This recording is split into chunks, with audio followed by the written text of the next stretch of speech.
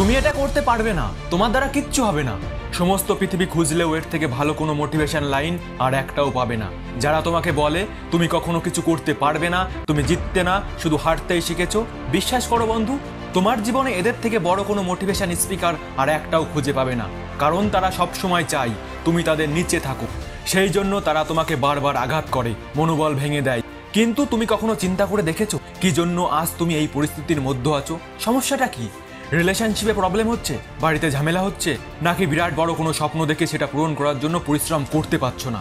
আর এই কারণটাও খুঁজে বের করতে হবে তোমার নিজেই। শোনো বন্ধু, সমস্যাবিহীন পৃথিবী হয় না।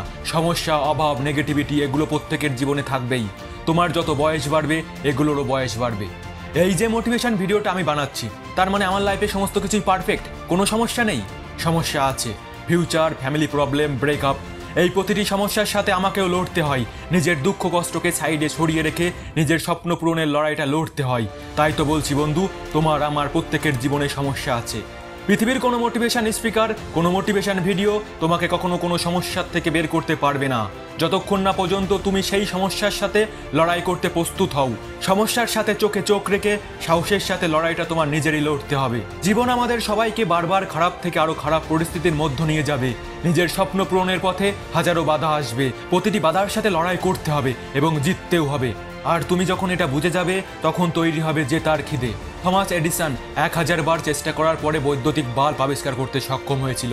সেও যদি 5 বার 10 বার চেষ্টা করার পরে ব্যর্থ হয়ে হাল ছেড়ে দিত, তাহলে কে জানে আজও হয়তো বৈদ্যুতিক বাল্বই আবিষ্কার হতো না।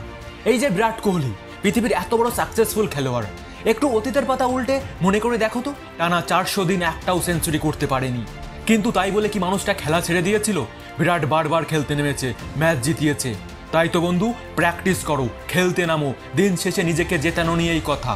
মন খারাপ হবে, চোখে জল আসবে, লড়াই করতে করতে নেগেটিভিটি চিন্তাভাবনা আসবে, কিন্তু আমাদের বুঝতে হবে সমস্যাটা কি, কেন আমরা নেগেটিভ চিন্তাভাবনা করছি। এই কারণটাও খুঁজে বের করতে হবে তোমার নিজেরই।